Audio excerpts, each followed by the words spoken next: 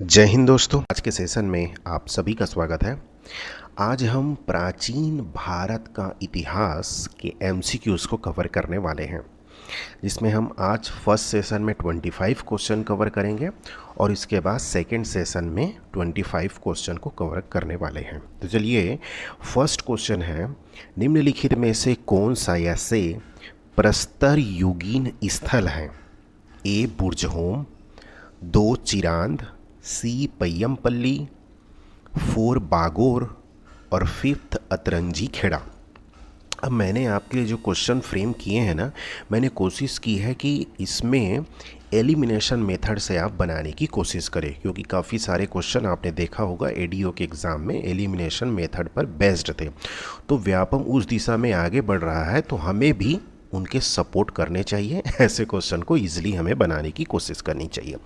अब यहाँ पे देखने वाली बात है कि अतरंजी खेड़ा है, ये प्रस्तर युगीन स्थल नहीं है, ये तो उत्तर वैदिक काल में हम इसके बारे में सुनते हैं। तो 5th अगर हम एलिमिनेट करते हैं तो देखिए, ऑप्शन ए एलिमिनेट हो गया, ऑप्शन बी एलिमिनेट हो गया, ऑप्शन डी भी एलिमिनेट हो गया और सीधे हम आंसर में पहुंच जाते हैं ऑप्शन सी में। दैट मीन्स बुर्जहोम, चिरांद, पय्यमपल्ली, बागोर, ये सभी क्या हैं? प्रस्तरकालीन स्थल है ना, पाषाणकालीन स्थल है। चलिए, कथन कारण वाले आप लोगों का फेवरेट क्वेश्चन आपके सामने है। कथन है, नवपाषाण के लोग कृषि कार्य करते थे। दूसरा कारण है कि नवपाषाण काल में लोहे के कृषि उपकरण उपलब्ध थे। तो यहाँ पे देखने वाली बात है कि पहले हमें देखना है, प्रोसेस के हिसाब से हम आगे बढ़ते हैं, कि पहला कथन तो बिल्कुल सही है ना, क्योंकि नवपाषाण के आते आते मानव जो है कृषि कार्य करना चालू कर दिया था, तो पहला तो सही है। दूसरा कथन इसलिए गलत है क्योंकि नवपाषाण काल में लोहे के कृषि उपकरण उपलब्ध नहीं थे। उस समय तो सब पत्थरों से काम करते थे, है ना, नाम ही पाषाण काल है इसीलिए। तो कथन कारण इसका गलत है, तो इसका सही आंसर होगा, कथन सत्य है किंतु कारण गलत है। अब जैसे ही कारण को हम गलत करते हैं तो ये ऑटोमेटिक गलत हो जाता है, ये भी ऑटोमेटिक गलत हो जाता है। और आपको पता है कि भाई इसके ऑप्शन में दोनों के दोनों गलत होंगे, ऐसा ऑप्शन इसमें दिया नहीं रहता। तो मान लीजिए इसमें से कोई 50-50 आपको जैसे लगाना भी है ना, तो थोड़ा सा आप इसमें रिस्क आराम से ले सकते हैं। प्रायिकता इसकी 50-50 ही होगी, है ना। चलिए, ये काफ़ी अच्छा क्वेश्चन है। निम्नलिखित हड़प्पा युगीन स्थलों को उत्तर से दक्षिण के क्रम में व्यवस्थित कीजिए। धौलावीरा, रोपड़, कालीबंगा, दैमाबाद। तो आपको इनको उत्तर से दक्षिण दिशा में व्यवस्थित करना है। आंसर है इसका बी, यानी कि सबसे पहले क्या आ जाएगा? रोपड़, यानी कि आर, ये कहाँ है? पंजाब में है। फिर हो जाएगा 3, यानी कि कालीबंगा। कालीबंगा कहाँ है? राजस्थान में है, यानी कि जस्ट उसके नीचे, ठीक है। फिर फर्स्ट धौलावीरा, तो इसमें आप गुजरात में ले लीजिए, यहाँ पे आ जाएगा, गुजरात में हो जाएगा ये। और उसके बाद 4th दैमाबाद, जो कि महाराष्ट्र में, ऑब्वियस सी बात है ये सबसे नीचे में आएगा। तो इस हिसाब से हम इसको देखें तो ये उत्तर से दक्षिण में आपका क्रम में जम जाता है। तो ऐसे भी आपको इसकी प्रैक्टिस करनी है। चंद्रगुप्त मौर्य के शत्रुओं के विरुद्ध चाणक्य ने जो चालें चली उनका विस्तृत वर्णन करता है। इंडिका, मृच्छकटिक, मुद्रा राक्षस और प्रियदर्शिका। तो इसका सही आंसर हो जाएगा दोस्तों मुद्रा राक्षस। इसमें ही चाणक्य के द्वारा जो भी चंद्रगुप्त मौर्य के शत्रुओं के विरुद्ध जो चालें चली जाती थी उनका वर्णन किया गया है। चलिए, कथन कारण। कथन है, हड़प्पा सभ्यता में वृक्ष, पशु और मानव के स्वरूप में देवताओं को पूजते थे, है ना। तो पहला कथन तो बिल्कुल सही है, क्योंकि उस समय सिर्फ मानव की पूजा नहीं होती थी, मतलब मानव के स्वरूप में वृक्ष, पशुओं को भी पूजते थे। कारण है कि हड़प्पा सभ्यता में देवताओं के विशाल मंदिर थे। तो पहला तो सही है, लेकिन कारण बिल्कुल गलत है, क्योंकि हमें हड़प्पा सभ्यता में विशाल मंदिरों के साक्ष्य नहीं मिले हैं। इस हिसाब से हम देखें तो ये एलिमिनेट हो गया, ये एलिमिनेट हो गया, बिल्कुल सही। अब दो बचते हैं। तो जब पहले हमको पता चली गया कि कारण गलत है, तो क्या है, कथन सही है किंतु कारण क्या है, असत्य है। ठीक है, चलिए। कथन है, हड़प्पाई सभ्यता अश्व केंद्रित नहीं थी। कारण है, क्योंकि साक्ष्य के रूप में न तो घोड़े की हड्डियां और न ही प्रारूप मिले हैं। तो हम हड़प्पा सभ्यता के बारे में कैसे जानते हैं भाई? पुरातात्विक स्थल के बारे में हम उनसे प्राप्त साक्ष्यों के बारे में ही तो जानते हैं, कि जो साक्ष्य मिलते हैं या कुछ मूर्ति मिलेंगे या फिर कुछ चित्रकारी के अवशेष मिलेंगे, है ना, तो उसके माध्यम से हम जानते हैं कि उस समय कौन कौन सी चीज़ें थी। तो हड़प्पा सभ्यता में क्या था कि अश्व केंद्रित नहीं थी, बिल्कुल सही है। अच्छा, ये कैसे हम जानते हैं कि अश्व केंद्रित नहीं थी? क्योंकि साक्ष्य के रूप में न तो हमें घोड़े की हड्डियां मिली हैं और न ही ऐसे कुछ प्रारूप मिले हैं, जैसे कुछ लकड़ी के खिलौने विलौने मिलते, मिट्टी के खिलौने मिलते हैं। तो भाई उस समय जो उपस्थित जानवर होते उन्हीं के ही तो खिलौने बनते। तो ऐसे साक्ष्य नहीं मिले हैं, इसलिए यह प्रमाणित होता है कि उस समय वह सभ्यता अश्व केंद्रित नहीं थी। तो बिल्कुल सही है, कथन और कारण दोनों सही हैं, और जो कारण है वो कथन की सही व्याख्या करता है। चलिए, प्राचीन भारतीय इतिहास के संदर्भ में आर्कीबोल्ड कार्लाइल और डॉक्टर V.S. वाकनकर मुख्यतः कौन थे? जैसे आपके एग्जाम में अभी पूछा गया है, कई लोगों के नाम लिख दिया था और पूछा था ना कि इसमें पर्यावरणविद कौन कौन से हैं करके। तो इतिहास से संबंधित कुछ प्रमुख व्यक्तियों के बारे में आपको जानकारी होनी चाहिए, और ये क्या है, फेमस पर्सनालिटीज़ है, क्योंकि ये सभी क्या थे, पुराविद थे, मतलब पुरातात्विक स्थलों को ढूंढने वाले। Doctor V.S. वाकनकर तो काफ़ी फेमस रहे हैं, है ना। आप NCERT के जो आर्ट एंड कल्चर को पढ़ा होगा आप लोगों ने, तो इसके बारे में आपने ज़रूर सुना होगा, क्योंकि फर्स्ट चैप्टर में ही इनके नाम दिए गए हैं। नेक्स्ट क्वेश्चन, हड़प्पा सभ्यता का सबसे पश्चिमी स्थल क्या था, मतलब खाली स्थान था? तो इसका सही आंसर है ऑप्शन डी, सुतका गेंडोर। ये क्या है, सबसे पश्चिमी स्थल था। जैसे आप लोग देखेंगे तो लगभग ये सबसे पश्चिमी स्थल था या है, मान सकते हैं। नेक्स्ट क्वेश्चन, हड़प्पाई सामाजिक व्यवस्था के बारे में क्या सही है? पहला, यह समाज मातृसत्तात्मक थी। दूसरा, उत्तराधिकार में संपत्ति कन्या को मिलता था। तो जब भी आप हड़प्पाई सामाजिक व्यवस्था के बारे में पढ़ेंगे ना, तो हमें इसकी कोई जानकारी नहीं मिलती कि वह मातृसत्तात्मक थी या नहीं थी, तो यह गलत। उत्तराधिकार में संपत्ति कन्या को मिलता था क्या? बिल्कुल नहीं मिलता था, क्योंकि इनके बारे में बहुत डिटेल से हमें नॉलेज नहीं मिलती है। ठीक है, तो 9 का हो जाएगा ना तो 1 और ना ही 2, दोनों के दोनों क्या है, सही नहीं है, यानी कि दोनों गलत है। हड़प्पाई सभ्यता के क्वेश्चन इसलिए मैंने ज़्यादा रखे हैं क्योंकि प्राचीन भारतीय इतिहास में चुनिंदा टॉपिक है जिसी से हमेशा क्वेश्चन पूछे जाते हैं, है ना। तो मैं चाहता हूं कि इससे ना सारे क्वेश्चन बिल्कुल हम बंजर कर दें इस टॉपिक को, सभी प्रकार के क्वेश्चनों की आपकी तैयारी हो चुकी रहे। हड़प्पा संस्कृति के समाप्ति के संभावित कारण निम्नलिखित में से क्या थे? भूकंप, बाढ़, रेगिस्तान का विस्तार या आर्यों द्वारा नष्टीकरण। अब यहाँ पे एक वर्ड देखिए, संभावित कारण पूछा गया है, और जो भी हड़प्पा सभ्यता के बारे में जब बात करते हैं ना, कारणों के बारे में कि इसका पतन कैसे हुआ, तो किसी भी पुस्तक में कोई फैक्ट चीज़ नहीं लिखा है, सब संभावित कारणों के बारे में ही जानते हैं, क्योंकि उसके कोई साक्ष्य कुछ लिखा हुआ तो है नहीं, है ना।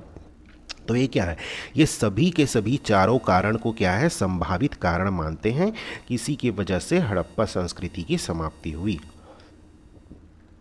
नेक्स्ट क्वेश्चन, भज, कोंडिवाइट, जुन्नार और कार्ला स्थान प्राचीन भारतीय इतिहास में विशेष स्थान रखते थे, इसका क्या कारण था?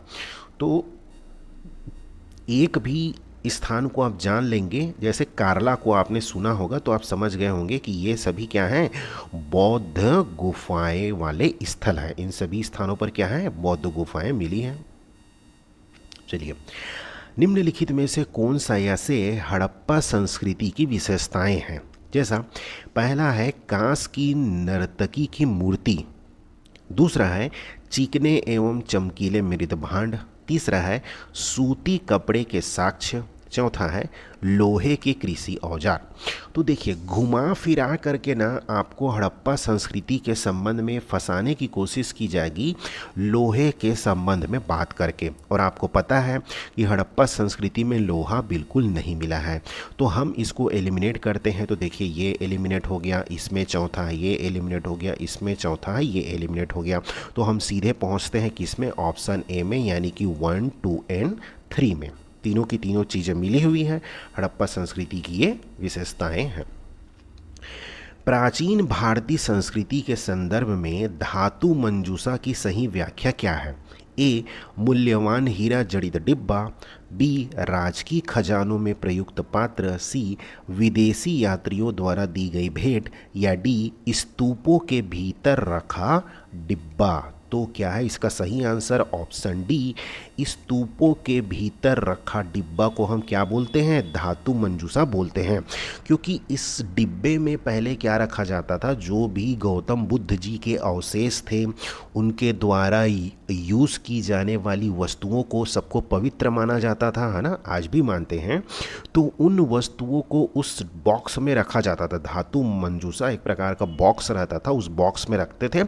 उसके बाद धीरे धीरे उसमें एक टीले का निर्माण करते थे। तो फिर वो क्या होगा, टाइम टू टाइम वो क्या होगा, एक डेवलप्ड स्वरूप में हम स्तूप जो देखते हैं ना, सांची के स्तूप या अमरावती के स्तूपों के जो अवशेष हमें जो देखते हैं, ये क्या है, स्टार्टिंग के बाद जो डेवलप्ड एक परिपक्व स्तूप की अवस्था में हम इनको देखते हैं। लेकिन स्टार्टिंग में क्या करते थे, बॉक्स बनाते थे, बॉक्स के अंदर में उनके और कुछ जो विशेष प्रयोग की जाने वाली वस्तुओं को या उनके हड्डियों को डाल के रख देते थे। उसके बाद धीरे धीरे ईंटों के माध्यम से ऐसा स्तूप बना दिया जाता था, है ना, उस समय स्टार्टिंग में। तो ये क्या है, धातु मंजूषा, उसके बारे में डिब्बा है एक प्रकार का। ठीक है, नेक्स्ट क्वेश्चन, निम्नलिखित में से कौन सा सिंधु प्रदेश की उर्वरता का संभावित कारण था? ए जैविक खाद का भरपूर प्रयोग, बी राख का प्रयोग, सी सिंधु नदी की बाढ़, डी झूम कृषि का अभ्यास। तो भाई जैविक खाद उस समय से कहाँ से आ जाएगा और झूम कृषि कहाँ से आ जाएगी? और सिंधु क्या उर्वरता क्या है, सबसे डिपेंड करता है नदियों की अवस्थिति में। तो ये सिंधु नदी हर साल बाढ़ के माध्यम से अवसाद लेके आते थे, जिसके वजह से क्या था, उस एरिया का पूरा उर्वरता को बढ़ा देता था। ठीक है, तो इसका आंसर हो जाएगा सी, सिंधु नदी की बाढ़। निम्नलिखित में से कौन सा युग्म सही नहीं है? अयस कांसा, विष कबीला, व्राजपति दास, वर्मन कवच। तो इसका सही आंसर क्या होगा? सही सुमेलित नहीं है। तो क्या है, व्राजपति दास नहीं, एक प्रकार का मुखिया होता था, है ना। तो यह सही सुमेलित नहीं है। बाकी कबीला को विष बोलते थे, कवच को वर्मन बोलते थे, और कांसा को अयस कहा जाता था। चलिए, आर्यों के संबंध में क्या सही नहीं है? फर्स्ट, भारत में आर्यों की जानकारी ऋग्वेद से मिलती है। सेकंड, आर्यों का मुख्य व्यवसाय कृषि था। थर्ड, यहाँ पुरुषों की प्रधानता थी। ठीक है, तो यहाँ पे आप देखिए आर्यों की मैं पहले आपको आंसर बता देता हूँ। तो 16 का आंसर हो जाएगा ऑप्शन बी, यानी कि 1 एंड 3, यानी कि ये सही है और ये सही है। भाई आर्य तो मुख्य रूप से क्या करते थे? पशुपालन करते थे, है ना। तो इसलिए ये कथन बिल्कुल गलत है। चलिए नेक्स्ट क्वेश्चन, सिंधु घाटी सभ्यता के संदर्भ में विचार कीजिए। पहला, धौलावीरा से जलाशयों के साक्ष्य मिले हैं। सेकंड, लोथल एक बंदरगाह नगर था। थर्ड, हड़प्पाई सभ्यता अश्व केंद्रित थी। तो इसका सही आंसर होगा ऑप्शन सी, यानी कि केवल 1 और 2। लोथल एक बंदरगाह नगर था, बिल्कुल सही है। धौलावीरा से जलाशयों के साक्ष्य मिले, ये भी सही है। और हड़प्पाई सभ्यता क्या थी? अश्व केंद्रित थी क्या? नहीं, ये तो बिल्कुल गलत है। इसलिए कथन 1 और कथन 2 बिल्कुल सही है। चलिए अब जैन धर्म बौद्ध धर्म की ओर आगे बढ़ते हैं। जैन धर्म के बारे में क्या सही है? पहला, यह पूर्व जन्म में विश्वास करते थे। दूसरा, ईश्वर का अस्तित्व अस्वीकार किया इन्होंने। थर्ड, मध्यम मार्ग का सिद्धांत अपनाते थे। फोर्थ, आरंभिक धर्मोपदेश प्राकृत भाषा में इन्होंने दिया था। तो इसका सही आंसर हो जाएगा ऑप्शन डी, यानी कि 1, 2 एंड 4। अब एलिमिनेशन लगाते हैं। हमको पता है कि भाई मध्यम मार्ग का सिद्धांत तो बौद्ध धर्म में अपनाया जाता है, तो ये गलत हो गया। तो उस हिसाब से ये एलिमिनेट हो गया, ये एलिमिनेट हो गया और ये एलिमिनेट हो गया। ठीक है, तो आप सीधे आंसर में पहुंचते हैं, दैट इज ऑप्शन डी। चलिए, बौद्ध धर्म के बारे में कौन सा विकल्प सही है? चलिए, अब कथन है बहुत ही कॉन्सेप्चुअल, बहुत अच्छी जो अंडरस्टैंडिंग आपकी होगी बौद्ध धर्म के बारे में, तो बहुत ही अच्छा क्वेश्चन है। देखिए, संसार दुखमय है, ठीक है, और ये बौद्ध धर्म के बारे में कहा जा रहा है। कथन है कि संसार दुखमय है, कारण है क्योंकि लोग इच्छा लालसा के कारण दुख पाते हैं। ठीक है, तो गौतम बुद्ध जी ने कहा था कि भाई संसार दुखमय है, तो पहला कथन तो बिल्कुल सही है। ठीक है, अब उसका कारण भी उन्होंने बताया था, क्योंकि लोग अपनी इच्छा और लालसा के कारण दुख पाते हैं। ठीक है, तो इस प्रकार से क्या हो जाएगा, 19 का ऑप्शन बी, कथन और कारण दोनों सही हैं और कारण कथन की सही व्याख्या करता है। अब यहाँ पे भाई मान लो अभी आपको आबकारी आरक्षक का एग्ज़ाम दिलाना है, आपकी इच्छा है, आपकी लालसा है ना भाई। अब वही तो इच्छा लालसा है कि हुआ तो खुश हो जाएंगे, नहीं हुआ तो दुखमय हो जाएंगे, फिर लगेगा ये संसार दुखमय है। क्यों? क्योंकि हम अपनी इच्छा लालसाओं के कारण ही दुख पाते हैं, है ना, जो कि गौतम बुद्ध जी ने पहले ही बता दिया था हमें। चलिए नेक्स्ट क्वेश्चन, निम्नलिखित में से कौन सा या से प्राचीन जैन साहित्य है? पहला है आचरण सूत्र, छेद सूत्र, परिशिष्ट पर्वण, फोर्थ है प्रज्ञा पारामिता। तो इसका आंसर हो जाएगा ऑप्शन सी, यानी कि 1, 2 एंड 3 तीनों के तीनों जैन साहित्य है। अब एक बात ध्यान रखिए, इसमें प्रज्ञा पारामिता बौद्ध धर्म से संबंधित है, तो ये तो गलत हो गया। तो जैसे ही हम एलिमिनेशन लगाते हैं ना, तो ये गलत हो गया, ये ऑप्शन गलत हो गया, ये ऑप्शन गलत हो गया, तो option C is the right answer. चलिए, प्राचीन भारतीय इतिहास में 16 महाजनपदों में निम्नलिखित में से कौन सबसे दक्षिण में स्थित था? अब 16 महाजनपद जो आप पढ़ते हैं ना, उसमें से आपको उत्तर से दक्षिण में, उत्तर में सबसे उत्तरी स्थल कौन सा है, सबसे दक्षिणी स्थल कौन सा है, पश्चिमी, पूर्वी, ऐसे आपको याद रखना है। तो इसका आंसर हो जाएगा ऑप्शन डी, अस्मक जो है ये सबसे क्या था, दक्षिण में स्थित था उस समय। ठीक है, चलिए, निम्नलिखित में से किनका संरक्षण जैन धर्म को प्राप्त था? खारवेल, कनिष्क, चंद्रगुप्त मौर्य, अमोघ वर्ष, अजात शत्रु। तो इसका आंसर मैं पहले आपको बताता हूँ, फिर हम इसको एलिमिनेशन से ट्राई करेंगे।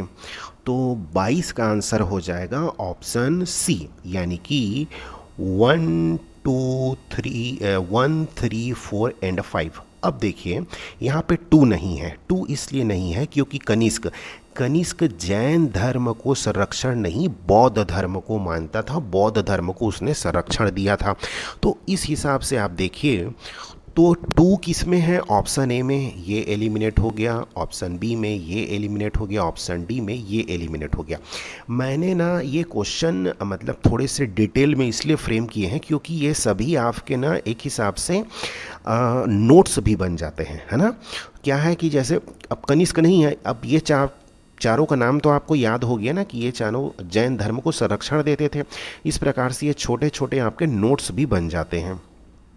चलिए नेक्स्ट क्वेश्चन, निम्नलिखित में से किसने शून्यवाद का सिद्धांत दिया था? बहुत ही इंपॉर्टेंट क्वेश्चन है दोस्तों, इसको हमेशा आपको याद रखना है। इसका सही आंसर है ऑप्शन बी, नागार्जुन जी थे, उन्होंने ही क्या किया था, शून्यवाद का सिद्धांत दिया था, क्योंकि बौद्ध धर्म के क्या है, बहुत ही जाने माने हस्ती है। चलिए, बौद्ध धर्म को मानते थे वो, है ना। नेक्स्ट क्वेश्चन, प्राचीन भारतीय इतिहास के संदर्भ में गर्तावास का संबंध था? मिर्जापुर से, बागोर से, बुर्जहोम से, आदमगढ़ से। तो सभी को आपको पता है गर्तावास क्या था, गड्ढे वाले घर हुआ करते थे और ये कहाँ थे? कश्मीर के बुर्जहोम में। तो इसका सही आंसर है ऑप्शन सी। चलिए, निम्नलिखित में से किन घटनाओं का गौतम बुद्ध पर व्यापक प्रभाव पड़ा था? वृद्ध व्यक्ति, बीमार व्यक्ति, सन्यासी को देखना, शिशु जन्म। अब यहाँ पे आप देखिए, पहले मैं आपको आंसर बता देता हूँ, फिर हम एलिमिनेशन लगाते हैं। 25 का सी यानी कि 1, 2 एंड 3। अब हमको पता है कि शिशु जन्म वाला घटना गौतम बुद्ध की जो प्रमुख 4 घटनाएं हैं उसमें संबंधित नहीं है। तो पहला कथन एलिमिनेट, पहला option, B option eliminate, D option eliminate. आप पहुंच जाते हैं सी से सीधे 1, 2 एंड 3 में। ठीक है, तो आज हमने 25 क्वेश्चन किया है। मैं इसलिए कम रख रहा हूं क्योंकि हिस्ट्री को ना थोड़ा सा माइंड में रिटेन करने में बहुत टाइम लगता है। बहुत ज़्यादा करा देंगे तो आप एक कान से सुनेंगे, दूसरे कान से निकाल देंगे। मैं चाहता हूं कि इसको एक बार आप खुद से एक बार ट्राई करिएगा, एक बार इसको देखने के बाद फिर नेक्स्ट सेशन में आप बैक टू बैक अब बिल्कुल वीडियो आएंगे जब तक आपके एग्ज़ाम नहीं हो जाते तब तक। तो फिर बाकी हम इसके नेक्स्ट सेशन में 25 क्वेश्चन करेंगे। जैन धर्म, बौद्ध धर्म से बाकी बहुत सारे क्वेश्चन अभी हमें देखने हैं, करने हैं, है ना। तो थैंक यू सो मच दोस्तों, नेक्स्ट सेशन में मिलते हैं। तब तक के लिए पढ़ते रहिए। जय हिंद।